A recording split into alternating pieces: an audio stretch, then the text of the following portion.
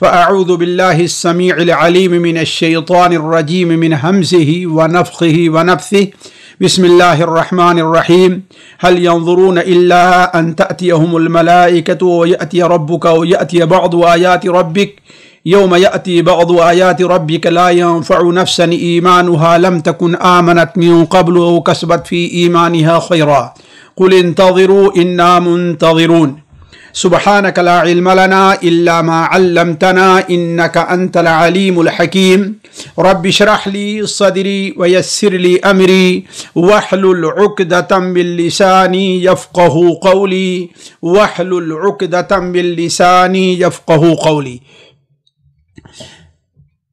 پیارے بھائیوں اور عزیز بہنوں، السلام علیکم ورحمۃ اللہ وبرکاتہ۔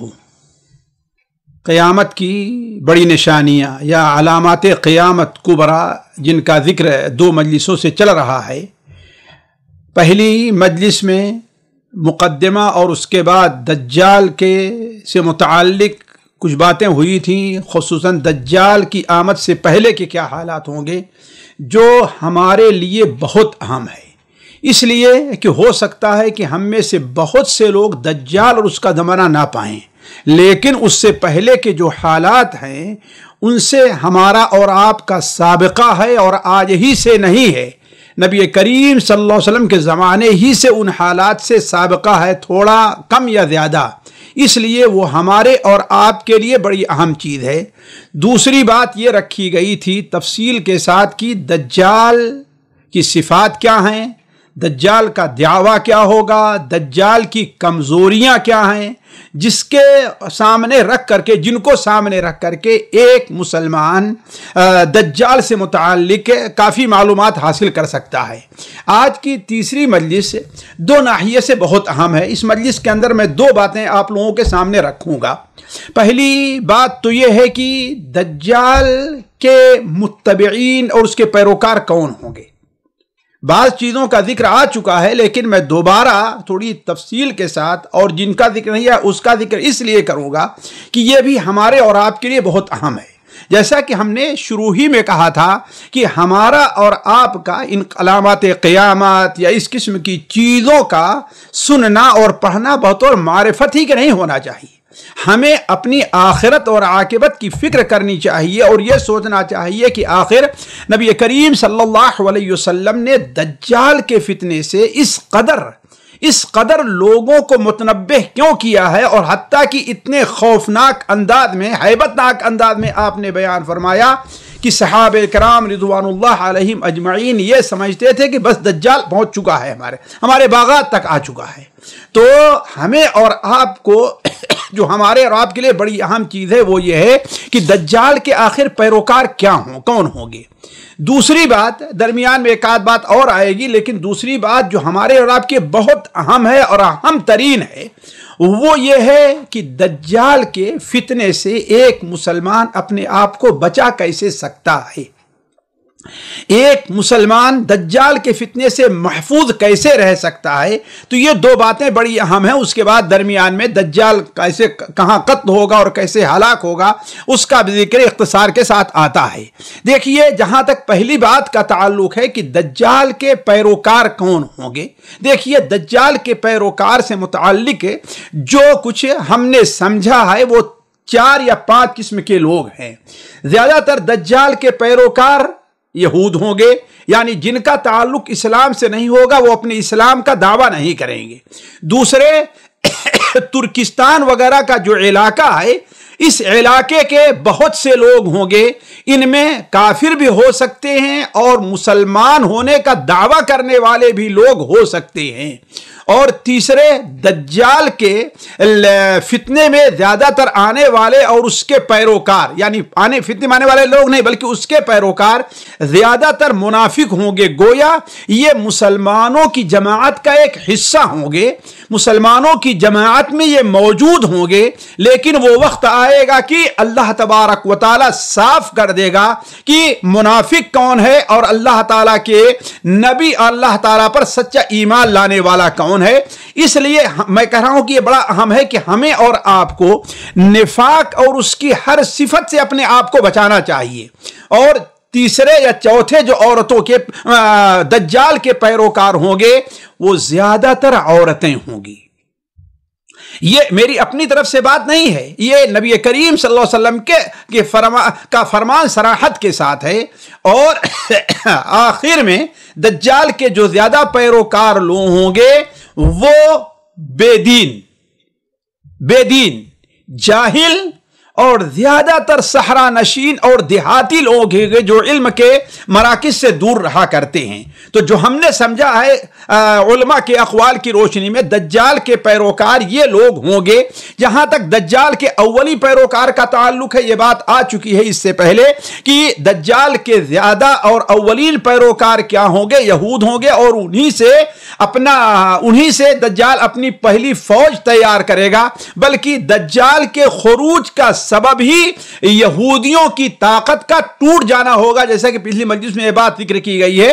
صحیح مسلم میں اور مسند احمد وغیرہ میں حضرت انس بن مالک رضی اللہ تعالی عنہ کی روایت ہے کہ نبی کریم صلی اللہ علیہ وسلم نے ارشاد فرمایا یتبع الدجال من یہود اصفہان کے یہودیوں، جو اصفہان یہ ایران کے اندر ہے گویا، اور یہ بھی معلوم ہے کہ یہ جو شیعیت ہے وہ اصل کہلیت یہودیت سے نکلی ہوئی ایک چیز ہے اور اسی کی ایک شاخ ہے، اور شیعیت کی بنیاد رکھنے والا ہی عبداللہ ابن سبا یہودی ہے۔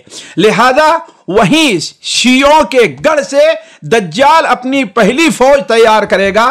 تو یتبع الدجال من یہود اصفہان، یہودیوں کے اصفہان کے یہودیوں میں سے دجال کی اتباع کرنے والے 70,000 یہودی ہوں گے، جن کے جو اپنا جو مذہبی ان کا ایک لباس شال ہے اس کو پہلے پہننے والے ہوں گے۔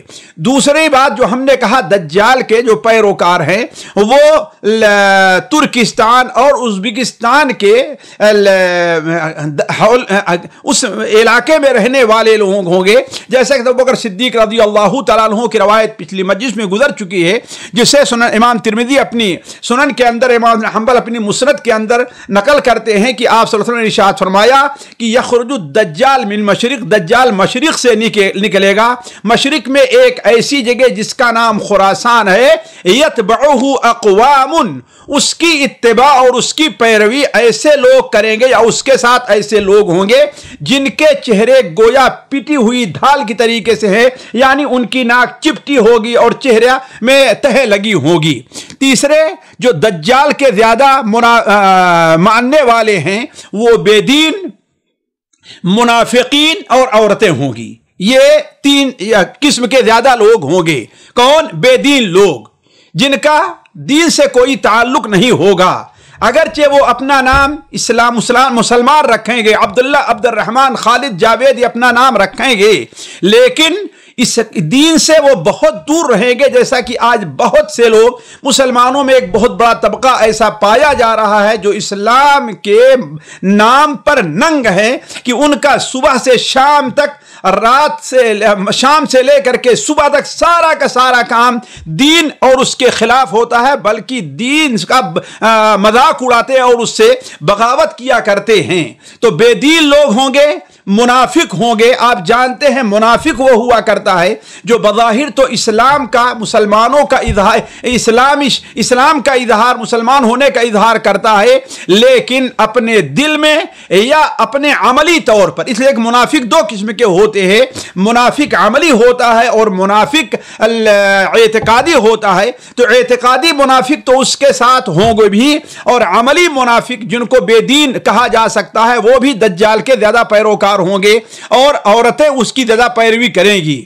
اس کی دلیل بہت سی حدیثیں ہیں، میں آپ کے سامنے صرف حضرت جابر بن عبداللہ کی ایک حدیث جسے امام حنبل رحمہ اللہ مسند احمد کے اندر نقل کرتے ہیں۔ حضرت جابر بن عبداللہ بیان فرماتے ہیں کہ نبی کریم صلی اللہ علیہ وسلم حرہ، آپ جانتے ہیں مدینہ منورہ کے ارد گرد کالے ऐसे जले हुए किस्म के पत्थरों की एक कतार है, उसका एक लंबा सिलसिला है, लेकिन दरमियान में कहीं कहीं कुछ थोड़ी सी नीची जगह होती है और खाली होती है, वहां पर पानी जम जाता है और जानवरों के लिए कुछ चारा उग जाया करता है। तो आप सल्लल्लाहु अलैहि वसल्लम हर्रा के वह नशेबी इलाके में से किसी जगह पर मौजूद थे और हम भी आप सल्लल्लाहु अलैहि वसल्लम के साथ थे।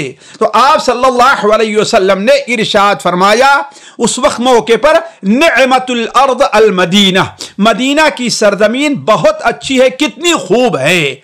फिर उसके बाद आपने बयान फरमाया जब दज्जाल का खुरूज होगा तो अल्लाह तबारक व तआला मदीना मुनव्वरा के हर नाके के ऊपर एक फरिश्ते को मुतय्यन कर देगा या फरिश्तों को मुतय्यन कर देगा जो दज्जाल को दाखिल नहीं होने देंगे। तो जब दज्जाल उसमें दाखिल नहीं हो पाएगा तो उस वक्त अल्लाह तबारक व तआला की कुदरत देखिए कि दज्जाल के इशारे से मदीना मुनव्वरा यानी ये शहर में 3 जोर के झटके आएंगे, जैसे गोया जलजला आ गया है।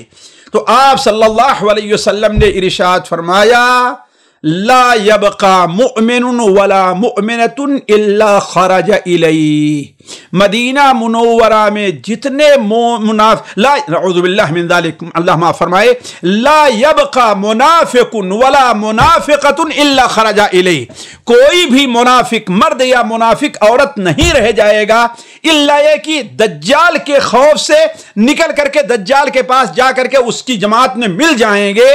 आगे आपने क्या बयान फरमाया, व अक्सरु मन यखरुजु इलैहि निसा, और ज्यादातर दज्जाल की तरफ जाने वाले मदीना मुनव्वरा से कौन से होंगे, वो ज्यादातर औरतें जाएंगी।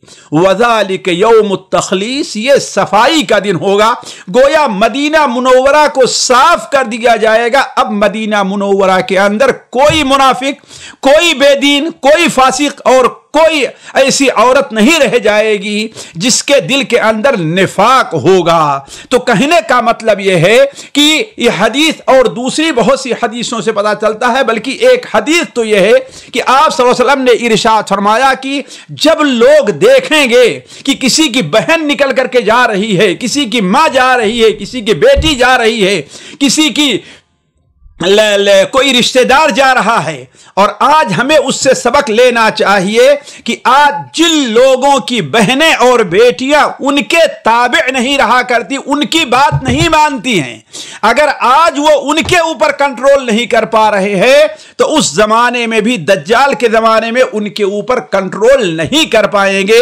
तो आप सल्लल्लाहु अलैहि वसल्लम ने इरशाद फरमाया, यहां तक कि आदमी अपनी बहन को, अपनी बेटी को, अपने रिश्तेदार को रस्सी में बांध करके रखेगा कि कहीं वो दज्जाल के पास निकल करके चली न जाए। इसी तरीके से दज्जाल के ज्यादा पैरोकार अहले बादिया और देहाती लोग होंगे। क्यों? इसलिए कि अहले इल्म और इल्म के मराकिज से ये लोग दूर रहा करते हैं, खास तौर पर बादिया नशीन जो लोग हुआ करते हैं, इसलिए उनके अंदर जो है दज्जाल का असर ज्यादा होगा। अला कुल्ले हाल ये बात साथियों समझना चाहिए कि दज्जाल के फितने में बहुत ज्यादा लोग आ जाएंगे। दज्जाल के फितने से बचने वाले लोग बहुत मामूली होंगे। अलबत्ता जो लोग बच जाएंगे दज्जाल के फितने में पड़ने से, उनका मकाम अल्लाह तबारक व तआला ने बड़ा ऊंचा और बहुत बड़ा रखा है। जैसा कि हज़रत ईसा इब्ने मरियम के नुज़ूल के बारे में जो मजलिस अगली हमारी आपकी होगी वहां पर मैं जिक्र करूंगा। लेकिन जहां तक इस बात का ताल्लुक है कि दज्जाल के फितने से बचने वालों की तादाद बहुत कम होगी, ये साथियों हमारे और आपके लिए बाइसे इबरत है। वो कितने कम होंगे इसका जिक्र किसी सही हदीस में नहीं है।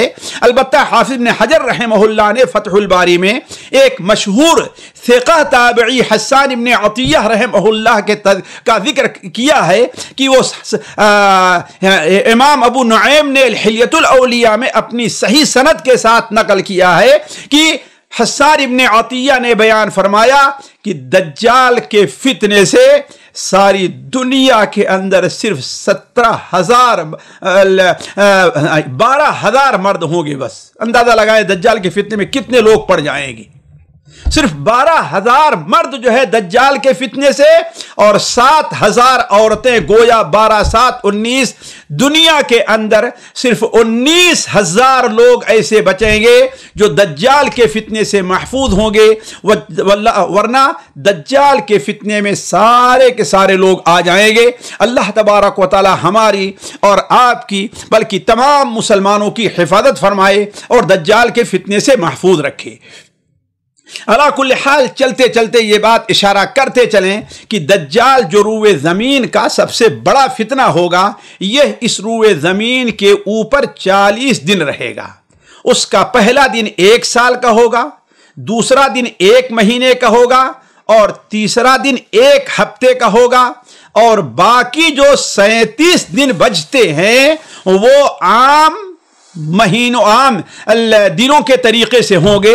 اس طریقے سے علماء نے حساب لگایا ہے کہ آج جو 24 گھنٹے میں رات اور دن کی آمد کا طریقہ ہے، دجال اس دنیا میں 1 سال 2 ماہ اور 2 ہفتے رہے گا۔ دجال اس دنیا میں 1 سال 1 ماہ اور 2 ہفتے رہے گا، جیسا کہ اللہ کے رسول صلی اللہ علیہ وسلم حدیث مسند احمد کے اندر حضرت جابر بن عبداللہ کی ہے کہ یخرج الدجال فی خفۃ من الدین و ادبار من العلم۔ دجال جب ظاہر ہوگا تو دین کا معاملہ بڑا ہلکا ہوگا، لوگ دین کو بہت آسان سمجھے ہوں گے، یعنی اس کے دین کی مخالفت کرنا ان کے نزدیک کوئی اہمیت کی حامل نہ ہوگی۔ و ادبار من العلم، اور علم رخصت ہو چکا ہوگا۔ وَلَهُ 40 يَوْمًا يَسِيحُهَا، اور وہ 40 دن اس کے ہوں گے اس زمین میں جس پر وہ جس میں زمین کو ناپے گا، سیر کرے گا۔ پہلا دن 1 سال کا ہوگا، دوسرا دن 1 مہینے کا ہوگا، اور تیسرا دن اس کا 1 ہفتے کا ہوگا، اور باقی جو دن ہوں گے وہ عام دنوں کے برابر ہوں گے۔ دجال اس دنیا میں سارے شہروں کا اور ساری جگہوں کا سیر کرنے کے بعد جب مکہ مکرمہ اور مدینہ منورہ آئے گا تو یہاں اس کو جب داخلہ نہیں ملے گا تو اس وقت دجال بیت المقدس کا رخ کرے گا، شام کا رخ کرے گا، اس لیے کہ مسلمانوں کی جو اصل جماعت ہوگی وہ وہیں پر جہاد کے اندر مشغول ہوگی۔ اس سلسلے میں نبی کریم صلی اللہ علیہ وسلم کی بہت سی حدیثیں ہیں جن میں سے بات کا ذکر ہو چکا ہے، اور بات کے ذکر کو میں نہیں کرتا اس لیے کہ بات لمبی ہو جائے گی۔ صرف یہاں پر ذکر یہ کرنا ہے کہ دجال جب یہاں سے ساری دنیا سے فارغ ہو جائے گا، مدینہ منورہ اور مکہ مکرمہ میں داخل ہونا چاہے گا، اور جب یہاں پر داخل نہیں ہو پائے گا تو فرشتے اس کے منہ پر جب ماریں گے تو اس وقت اس کا رخ بیت المقدس کی طرف ہو جائے گا۔ جب بیت المقدس پہنچے گا تو مسلمانوں کی جو مجاہدین کی جماعت ہوگی وہ پورے فلسطین سے ہٹ کر کے بیت المقدس میں ہوگی، اور آ کر کے وہیں پر مسجد اقصی کے اندر یا جہاں پر قدس کا علاقہ ہے وہ مسلمانوں کا محاصرہ کر لے گا، اور مسلمان اس کے اندر گویا سور بند ہو جائیں گے، اپنے حدود کو بند کر لیں گے۔ دجال ان کا گھیراؤ کر لے گا۔ اب جب ان کا گھیراؤ کر لے گا تو مسلمان سخت پریشان ہوں گے۔ اسی درمیان میں حضرت عیسیٰ ابن مریم علیہ السلام کا نزول ہو چکا ہوگا، اور وہ دمشق سے بیت المقدس کا رخ کریں گے۔ بیت المقدس کو رخ کر کے وہ رات ہی کو ان مسلمانوں کے پاس پہنچ جائیں گے، اور صبح کو فجر کی نماز جب پڑھ کر کے فارغ ہوں گے تو مسلمانوں سے کہیں گے کہ بیت المقدس کا یہ جو دروازہ تم نے بند کیا ہے اس دروازے کو کھولو۔ جب دروازے کو کھولیں گے فَإِذَا نَظَرَ إِلَيْهِ، جب دجال حضرت عیسیٰ ابن مریم کی طرف دیکھے گا تو خوف سے پگھلنا شروع کر دے گا، اور اپنے سامنے یہ مسیح الضلالہ جو ہے مسیح الہدیٰ کو دیکھے گا تو پگھلتا ہوا بھاگے گا۔ حضرت عیسیٰ ابن مریم اس کا پیچھا کریں گے، یہاں تک کہ آج جہاں اسرائیل کا ایئرپورٹ بنا ہوا ہے یعنی لد کے مقام پر، وہیں پہنچ کر عیسیٰ ابن مریم اس کا خاتمہ کر دیں گے، اور اس کے بعد ایک خونریز لڑائی شروع ہو جائے گی، اور وہ لڑائی مسلمانوں اور یہود یا دجال کے پیروکاروں کے درمیان میں ہوگی۔ یہی وہ وقت ہوگا کہ جب ان کا یعنی یہودیوں کا، جس کا آج بھی وہ انتظار کر رہے ہیں، ان کا بادشاہ جب قتل کر دیا جائے گا، اور اب وہ لوگ دیکھیں گے کہ اب ہمارے ہارے بغیر، ہمیں قتل کے بغیر چارہ نہیں، قتل ہوئے بغیر چارہ نہیں ہے، تو بھاگیں گے چاروں طرف۔ کہیں کوئی درخت کے نیچے چھپے گا، کوئی جو ہے پتھر کے نیچے، کوئی دیوار کے سائے میں چھپے گا، لیکن اس وقت پتھر بھی اور دجال بھی، حتیٰ کہ آپ صلی اللہ علیہ وسلم نے ارشاد فرمایا لا حجر ولا شجر ولا حایت ولا دابت الا الغرقدہ، نہ تو کوئی پتھر ان کو چھپائے گا، نہ کوئی درخت ان کو چھپائے گا، نہ کوئی دیوار ان کو چھپائے گی، حتیٰ کہ اگر کسی جانور کے پیچھے وہ جا کر کے بیٹھیں گے اور چھپنا چاہیں گے تو جانور بھی ان کو نہیں چھپائے گا۔ ہاں، صرف ایک درخت غرقد ہے، جسے یہاں عربی کے اندر اوشج کہا جاتا ہے، اور وہ درخت ایک عجیب قسم کا ہے، اس کے پتے چھوٹے چھوٹے سے تقریباً ہوتے ہیں، املی کے پتے اس سے کچھ بڑے ہوتے ہیں، البتہ اس کے پتے دمدار ہوا کرتے، اس میں تھوڑا سا دم رہا کرتا ہے، اسے لحمیہ کہا جاتا ہے۔ تو ایسے پتے درخت کے نیچے جو چھپیں گے، اس لیے کہ آج بھی یہودی اس درخت کی بکثرت کاشت کر رہے ہیں، یہی درخت چھپائے گا، ورنہ کوئی درخت چھپائے گا نہیں، بلکہ ہر چیز اعلان کرے گی، یا مسلمان، اے مسلمان، ہذا یہودی، یہ میرے پیچھے یہودی آ کر کے چھپا ہے، فتعال اقتلہ، اسے قتل کر دے۔ اس طریقے سے دجال کا خاتمہ ہو جائے گا۔ اس سے متعلقہ کچھ باتیں عیسیٰ ابن مریم کے ذکر میں آئیں گی۔ اب ہم دجال سے متعلق آخری مرحلے میں آتے ہیں، جو ہمارے اور آپ کے نزدیک بہت اہم ہے کہ دجال سے بچاؤ کیسے ہو۔ دجال سے انسان، ایک مومن اپنے آپ کو بچا کیسے سکتا ہے؟ یہ ہمارے اسلام کی خوبی ہے کہ جہاں پر اسلام کسی فتنے کا ذکر کرتا ہے، وہی فتنے سے بچنے کے وسائل بھی ہمیں بتاتا ہے۔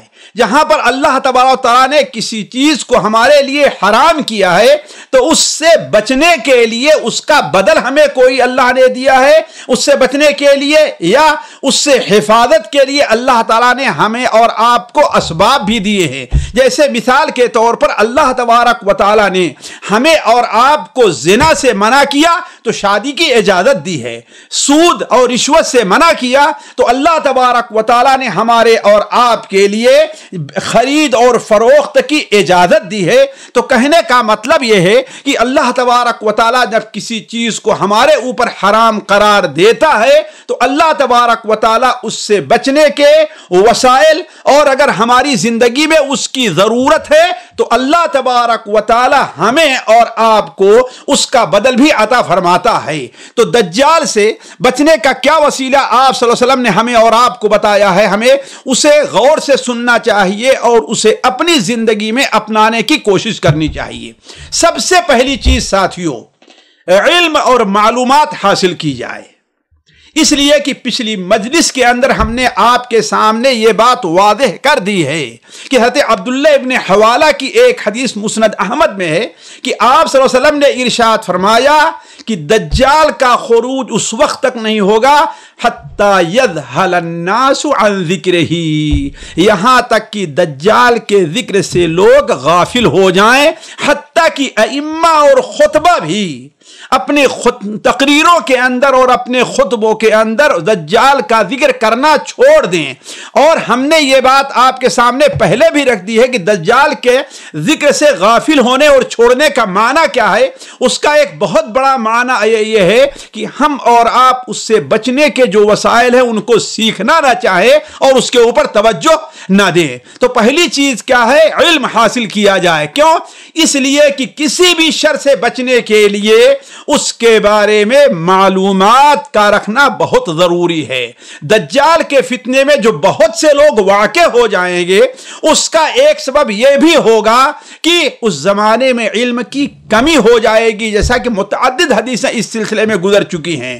اور یہ بات بھی ابھی آپ کے سامنے گزری کہ دجال کی پیروی کرنے والے زیادہ تر بے دین، جاہل اور منافق لوگ ہوں گے، اس لیے کہ منافق کے پاس علم اگرچہ ہو لیکن شریعت اس کو علم نہیں مانتی، اس لیے کہ شریعت کے اندر علم وہ ہے جس علم کے مطابق عمل کیا جائے۔ تو یہ پہلی چیز ہے کہ اس کا ہمیں اہتمام کرنا چاہیے، اپنے عام مجلسوں میں اس کا ذکر کرنا چاہیے، اپنے اہل و عیال میں اس کا ذکر تفصیل سے کرنا چاہیے کہ دجال کیا ہے اور اس سے بچنے کے وسائل کیا ہیں۔ دوسری چیز ساتھیوں جو سب سے قوی ہے وہ یہ ہے کہ اللہ تبارک و تعالی سے اپنے تعلق کو جوڑا جائے، اس لیے کہ انسان اپنے طور پر کمزور ہے، انسان اپنے طور پر مجبور ہے، اسے قوت کہاں سے ملتی ہے؟ اس لیے کہ اس کے ساتھ اس کا خالق اور مالک ہے، اس کا خالق جو قہار بھی ہے اور جبار بھی ہے۔ جب بندہ اس کا سہارا لیتا ہے تو دنیا کی کوئی طاقت اسے نیچ نہیں کر سکتی۔ ان اللہ مع الذین اتقوا والذین هم محسنون، اللہ تعالیٰ ان لوگوں کے ساتھ ہے جو اللہ کا تقوی اختیار کرے۔ تو کہنے کا مطلب یہ ہے کہ اللہ تعالیٰ سے بندہ اپنے تعلقات کو جوڑے، اور تعلقات کو کیسے جوڑے گا؟ اس لیے اس طریقے سے کہ بندہ اللہ تبارک و تعالی علما عملا قولا فعلا اللہ تبارک و تعالی کے دین کی طرف آئے۔ اللہ تعالیٰ فرماتا ہے وَمَن يَعْتَصِم بِاللَّهِ فَقَدْ هُدِيَ إِلَىٰ صِرَاطٍ مُسْتَقِيمٍ۔ ذرا غور کریں اس آیت کے ٹکڑے پر، کتنا پیارا ٹکڑا ہے یہ، ہم غور کریں۔ وَمَن يَعْتَصِم بِاللَّهِ، جو شخص اللہ تبارک و تعالی کے ساتھ چمٹ جائے، اللہ تعالی کے دین کو مضبوطی کے ساتھ تھام لے، وَمَن يَعْتَصِم بِاللَّهِ فَقَدْ هُدِيَ إِلَىٰ صِرَاطٍ مُسْتَقِيمٍ، تو وہ یقیناً سیدھی راہ کی طرف اس کی رہنمائی کر دی گئی۔ تو وَمَن يَعْتَصِم بِاللَّهِ، تو گویا اعتصام باللہ یہ بہت ضروری ہے۔ اعتصام باللہ میں توحید کا اہتمام ضروری ہے، اعتصام باللہ میں نماز کا اہتمام داخل ہے، اعتصام باللہ کے اندر دعا کا اہتمام داخل ہے، ساری چیزیں اعتصام باللہ کے اندر ہیں۔ ایک اور جگہ اللہ تعالیٰ ارشاد فرماتا ہے فَأَمَّا الَّذِينَ آمَنُوا بِاللَّهِ وَاعْتَصِمُوا بِهِ فَسَيُدْخِلُهُمْ فِي رَحْمَةٍ مِّنْهُ وَفَضْلِهِ وَيَهْدِيهِمْ إِلَيْهِ صِرَاطًا مُسْتَقِيمًا۔ فَأَمَّا الَّذِينَ آمَنُوا بِاللَّهِ، پس جو لوگ اللہ تعالیٰ پر ایمان لے آئے، اور صرف ایمان لے آنا کافی نہیں ہے، نہ، غور کریں، اللہ نے صرف ایمان باللہ پر نہیں کہا، کیا اللہ پر جو ایمان لے آئے وَاعْتَصَمُوا بِهِ، اور اللہ تبارک و تعالی کو مضبوطی کے ساتھ تھام لیا، اللہ تعالیٰ کے دین کے ساتھ مضبوطی سے چمٹ گئے، اللہ تعالیٰ کے دین کو اپنانے کی پوری کوشش کی، تو کیا ہوگا؟ فَسَيُدْخِلُهُمْ فِي رَحْمَةٍ مِّنْهُ وَفَضْلٍ، تو اللہ تبارک و تعالیٰ انہیں اپنی رحمت اور فضل کے سائے میں لے لے گا، اور جسے اللہ تعالیٰ اپنے رحمت اور فضل کے سائے میں لے لے تو اس کا نتیجہ کیا ہوگا؟ وَيَهْدِيهِمْ إِلَيْهِ صِرَاطًا مُسْتَقِيمًا، تو اللہ تعالیٰ ان لوگوں کو جو ایمان لے آئے اور اللہ تعالیٰ کے دین سے چمٹ گئے، اپنا لیا، اللہ تعالیٰ انہیں سیدھے صراط مستقیم کے اوپر لے کر کے چلے گا۔ تو کہنے کا مطلب یہ ہے دجال کے فتنے سے بچنے کے لیے ضروری یہ ہے کہ انسان اللہ تعالیٰ سے اپنے تعلقات کو استوار کرے۔ تیسری چیز ساتھیوں جو بڑی اہم ہے،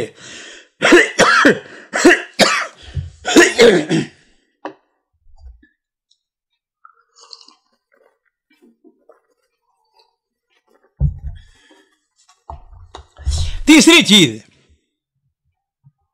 اللہ تبارک و تعالیٰ پر ایمان لانے میں، یا ہمارا ایمان اس وقت تک مکمل نہیں ہو سکتا جب تک کہ ہم اللہ تبارک و تعالیٰ کے اسماء اور صفات پر ایمان لے آئیں۔ یہ بہت اہم چیز ہے، آج ہمارے اندر یہ بڑی کوتاہی پائی جا رہی ہے۔ ہم مکتب سے یہ تو یاد کر لیتے ہیں آمنت باللہ کما ہوا باسمائہ وصفاتہ وقبلت جمیع احکامہ، لیکن آخر اللہ تعالیٰ کے اسماء اور صفت پر ایمان کا معنی کیا ہے؟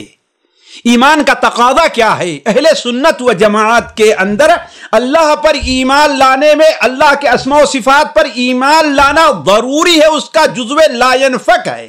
بغیر ایمان لائے اللہ تعالیٰ پر ایمان مکمل نہیں ہو سکتا ہے۔ لیکن اللہ تعالیٰ کے اسماء اور صفات پر ایمان لانے کا معنی کیا ہے؟ اس کا تقاضا کیا ہے؟ ضروری ہے کہ یہ پورا کیا جائے۔ آج ہم یہ تو اپنی زبان سے کہتے ہیں کہ اللہ الرزاق ذو القوت المتین ہے، لیکن جہاں روزی میں تھوڑی سی ہمارے تنگی آئی تو ہم اسے تلاش کرنے کے ناجائز اور جائز کتنے ہیلے تلاش لیتے۔ اس کا مطلب اللہ تعالیٰ پر کی رزاقیت پر ہمارا ایمان نہیں ہے۔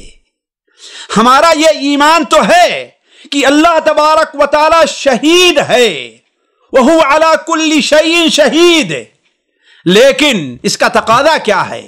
گویا اللہ تعالی ہمیں ہر جگہ دیکھ رہا ہے، لیکن کیا ہم اس کو پورا کرتے ہیں؟ ضروری یہ ہے کہ ہم اپنی اصلاح کریں کہ اللہ تبارک و تعالی کے اسماء اور صفات، خصوصاً وہ نام جو اللہ تبارک و تعالی کی قدرت، اس کی جباریت، اس کی قہاریت کے اوپر دلالت کرتے ہیں۔ مثال کے طور پر اللہ تعالیٰ کے ایک نام قادر اور قدیر اور مقتدر ہے۔ قادر، قدیر اور مقتدر ہے، یعنی کیا ہے؟ ہر چیز پر قدرت رکھنے والا کون ہے؟ اللہ تعالیٰ ہے۔ ہر چیز کے اوپر کوئی چیز اس کی قدرت سے خارج نہیں ہے، حتیٰ کہ دجال بھی اس کی قدرت سے خارج نہیں ہے۔ اسی طریقے سے اللہ تعالیٰ کے ایک نام جبار ہے، جس کا معنی کیا ہے؟ ایسا غالب اور زور آور جو اپنا حکم نافذ کر دیتا ہے، اس کے حکم میں رکاوٹ دنیا کی کوئی چیز نہیں بنتی ہے۔ آیا ہمارا ایمان اس کے اوپر ہے؟ اسی طریقے سے اللہ تعالیٰ کے ایک نام قہار ہے، قہاریت اس کی صفت ہے، جس کا معنی کیا ہے؟ وہ غالب ذات ہے، اور دنیا کی ساری مخلوقات، اس میں دجال بھی داخل ہے، اللہ تبارک و تعالیٰ کے سامنے مجبور محض ہیں۔ تو جس کا اس پر ایمان ہوگا وہ اللہ تبارک و تعالیٰ کو چھوڑے گا نہیں، اس کا یقین ہوگا کہ اللہ تعالیٰ ہر چیز پر غالب آنے والا ہے، اس پہ اوپر کوئی غالب آنے والا نہیں ہے۔ چوتھی چیز جس کا اہتمام کرنا چاہیے وہ ذکر اور اذکار ہے۔ جو شخص اللہ کا ذکر کرتا ہے تو اللہ تعالیٰ بھی اسے یاد کرتا ہے۔ واللہ اللہ کے ذکر کی فضیلت غور کر لیں، فَاذْكُرُونِي أَذْكُرْكُمْ، تم مجھے یاد کرو میں تمہیں یاد کروں گا۔ اس حدیث قدسی کے اوپر غور کریں، وَأَنَا مَعَهُ حَيْثُ ذَكَرَنِي بَعْدَمَا تَحَرَّكَتْ بِي الشَّفَتَا۔ جب بندہ مجھے یاد کرتا ہے، میرا ذکر کرتا ہے، تو میں اپنے بندے کے ساتھ ہوتا ہوں۔ ذرا دیکھیے کتنی اہم فضیلت ہے۔ تو جب اللہ تبارک و تعالی آپ کے ساتھ ہوگا تو دنیا کی کوئی طاقت، دجال کیا، دجال سے بڑا بھی کوئی فتنہ اللہ تعالیٰ پیدا کر دے، اللہ تعالیٰ محفوظ رکھے ہر شخص کو، تو کیا کوئی ہم پر غالب آ سکتا ہے؟ نہیں غالب آ سکتا ہے۔ اسی لیے اللہ کے رسول صلی اللہ علیہ وسلم نے دجال کے فتنے سے بچنے کے لیے ہمیں بہت سے اذکار بھی سکھلائے ہیں۔ مثال کے طور پر پہلی چیز سورہ کہف کی ابتدائی 10 آیات ہیں، بلکہ چاہیے کہ پوری سورہ کہف یاد رہے، ہر جمعہ کو اس کے پڑھنے کا ہم اہتمام کریں، اس لیے کہ صحیح مسلم کی بعض روایات میں 10 آیتیں شروع کی ہیں کہ جو شخص سورہ 10 آیتیں یاد کرے گا وہ دجال کے فتنے میں واقع نہیں ہوگا، بلکہ اسے سورہ کہف آیت پڑھے اس کے اوپر دجال کا سامنا اور مقابلہ ہو جائے تو۔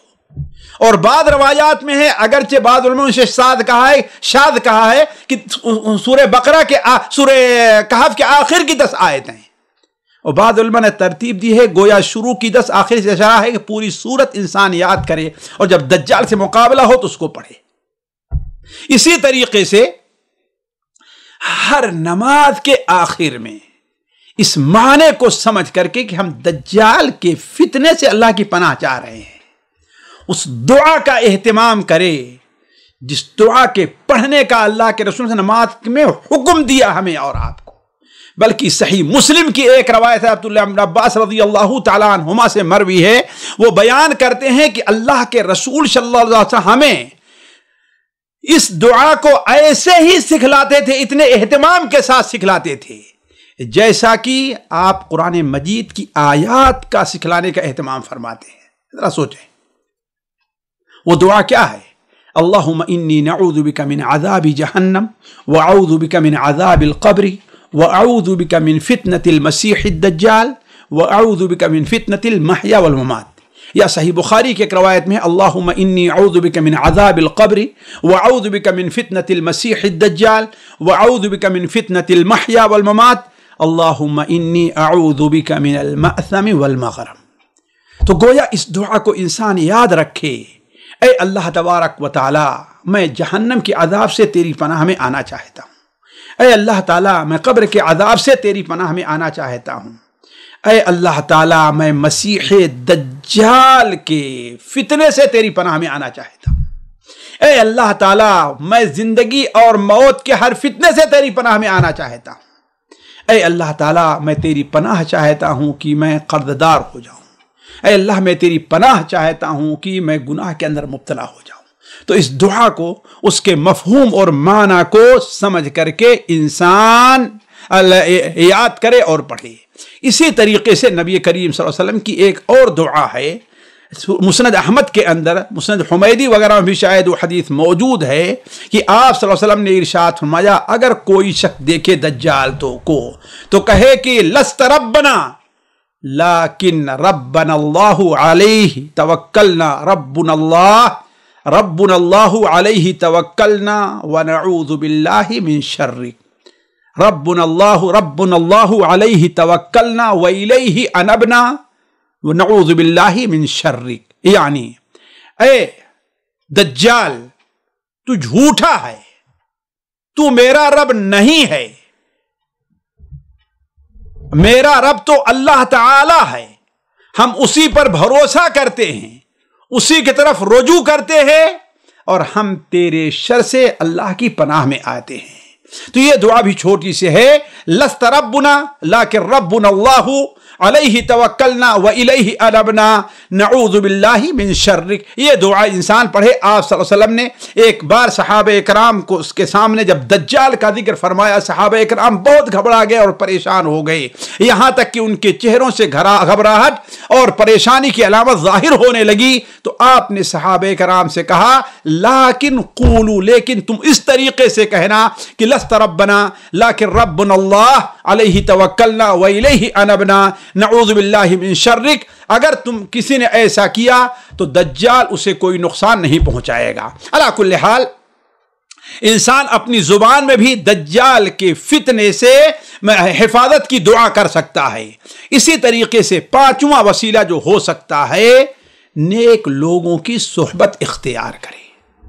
جو کسی معاشرے میں، کسی ماحول میں خود اگر نہیں نیک بن سکتا ہے، نفسیات کی وجہ سے، اپنی مزاج کی کمزوری کی وجہ سے، کسی بھی وجہ سے، تو کم سے کم نیک لوگوں کے ساتھ اپنے تعلقات باقی رکھے، ان کی مجلسوں میں حاضری، ان کے دروس کے اندر حاضری، ان کے ساتھ اٹھنے بیٹھنے اور ان کم از کم ان سے محبت اور ان کے ساتھ تعلقات رکھنے کے اندر اپنے آپ کو اس سلسلے میں مجبور کرے۔ کیوں؟ اس لیے کہ نیک لوگوں کی مجلسوں میں اللہ تبارک و تعالی کی رحمتیں نازل ہوتی ہیں، اللہ کا فضل ہوتا ہے، بلکہ اللہ تبارک و تعالی کے فرشتے ان مجلسوں میں رہا کرتے ہیں، بلکہ خود اللہ تبارک و تعالی رہتا ہے، جیسا کہ اللہ تبارک و تعالی خود ان کے ساتھ ہوتا ہے۔ فرمایا ان اللہ مع الذین اتقوا والذین هم محسنون۔ یہ حدیث شاید ہم نے اس سے پہلے ذکر کیا ہے کہ طبرانی کبیر کے اندر بھی ہے، اور امام ابن خزیمہ رحمہ اللہ کی کتاب التوحید کے اندر بھی یہ حدیث موجود ہے۔ حضرت عروہ ابن زبیر بیان فرماتے ہیں کہ ام سلمہ رضی اللہ تعالی عنہا بیان کرتی ہیں کہ ایک بار انہوں نے دجال کا ذکر کیا رات میں، تو انہیں نیند نہیں آئی، وہ سوئی نہیں۔ تو جب صبح ہوئی، بھاگ کر کے اللہ کے رسول کی خدمت میں جاتی ہیں اور کہتی ہیں اے اللہ کے رسول صلی اللہ علیہ وسلم، آج تو میری بڑی عجیب کیفیت رہی ہے۔ آپ نے فرمایا لا تفعلی، تو پریشان نہ ہو، فإنه إن يخرج وأنا فيكم يكفيكم الله بي، اگر اس کا خروج ہو جاتا ہے اور میں تمہارے درمیان موجود ہوں تو اللہ تبارک تعالیٰ میری طرف سے میرے ذریعے تم لوگوں کی طرف سے دجال کے مقابلے میں کافی ہو جائے گا، یعنی میں دجال سے نپٹ لوں گا۔ وَإِن يَخْرُجْ بَعْدَ أَنْ أَمُوتَ، اور اگر میرے انتقال کے بعد، میری موت کے بعد اگر دجال کا خروج ہوتا ہے تو يَكْفِيكُمُوهُ بِالصَّالِحِينَ، اللہ تبارک و تعالی نیک لوگوں کے ذریعے میری امت کے لوگوں کو بچا لے گا، ان کی حفاظت کر لے گا۔ اور آخری وسیلہ، اور بلکہ آخری وسیلہ سے پہلے چھٹا وسیلہ یہ ہے کہ اگر خدا نہ خواستہ ہم میں سے کسی کے زمانے میں دجال کا خروج ہو جائے اور دجال کا خروج کو پا لے تو وہ دجال سے دور بھاگے۔ یہاں پر اس نقطے کے اوپر غور کریں، جو ہمیں اور آپ کو اللہ تبارک و تعالی نے دجال سے متنبہ کیا ہے، اللہ کے رسول نے ڈرایا ہے، تو علماء کہتے ہیں اس کی دو صورت ہے۔ ایک صورت ہے دجال کی شخصیت اور دوسری صورت ہے دجال کا فتنہ۔ دجال کی شخصیت سے تو سب کا مقابلہ نہیں ہو سکتا، البتہ دجال کے جو فتنے ہیں ان سے سب کا مقابلہ ہے۔ اس تو دجال ہی سے دور نہیں بھاگنا ہے، صرف دجال ہی سے پناہ نہیں چاہنی ہے، بلکہ دجال کے فتنوں سے بھی دور بھاگنا، دجال کے فتنوں سے بھی اللہ کی پناہ چاہنی ہے۔ تو اگر کوئی شخص یہ چاہتا ہے کہ دجال سے بچے تو اس وقت دجال کے جو فتنے پائے جا رہے ہیں، جیسا کہ پچھلی بنچ میں اس کی تفسیر آئی ہے، ان فتنوں سے بھی اپنے آپ کو بچانے کی کوشش کرے۔ سنن ابو داؤد میں حضرت عمران بن حسین رضی اللہ تعالیٰ عنہ کی روایت ہے کہ اللہ کے رسول صلی اللہ علیہ وسلم نے ارشاد فرمایا، من سمع بالدجال فلینأ عنہ، جو شخص دجال کے بارے میں سن لے اس سے دور بھاگے، اس کے قریب نہ جائے۔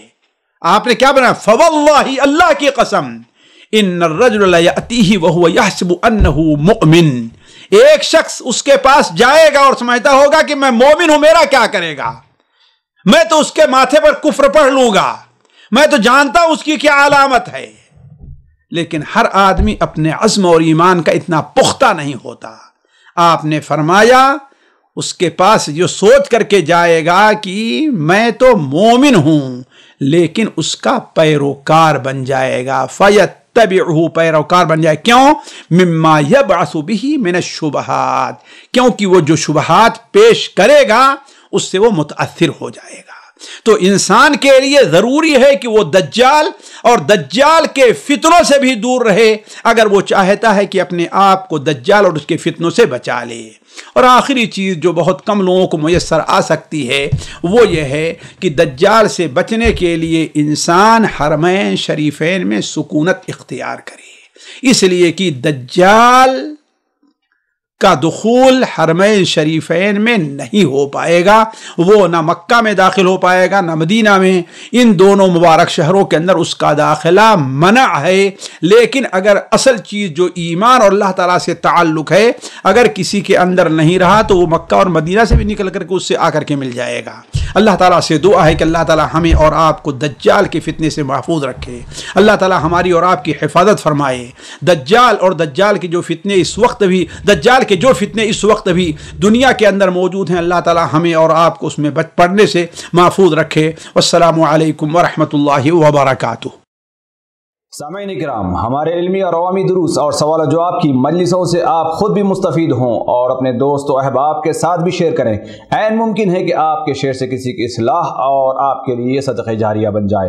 واٹس ایپ پر اسلامک میسج حاصل کرنے کے لیے نمبر نوٹ فرمائیں: یعقوب عزیز 00966 5089 59707۔ واٹس ایپ سوال جواب گروپ میں ایڈ ہونے کے لیے نمبر نوٹ فرمائیں: عبدالسلام عمری 00966 502627 622۔ نمبر بھیجتے ہوئے نام اور پتہ ضرور لکھیں۔ اسی طرح ہمارے یوٹیوب چینل اسلامی دعویٰ کو ضرور سبسکرائب کریں تاکہ ہماری ہر نئی اور اہم ویڈیو کی اطلاع آپ کو فوری حاصل ہو جائے۔ تمام دروس، مقالات اور سوال و جواب سیریز کے لیے ہماری مشہور ویب سائٹ www.islamidawah.com کا مشاہدہ کرتے رہیں۔ السلام علیکم ورحمۃ اللہ وبرکاتہ۔